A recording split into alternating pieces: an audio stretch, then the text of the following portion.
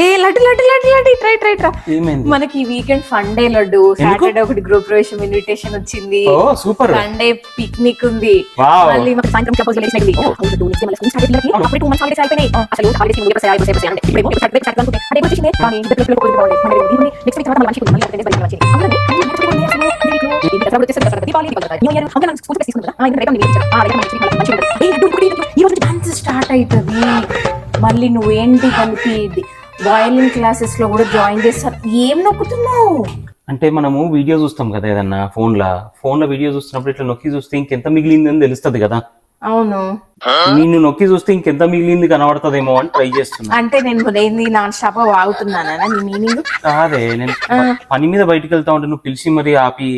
అవును, నేను పిచ్చి విషయం అలా చెప్పేది కాదు కదా.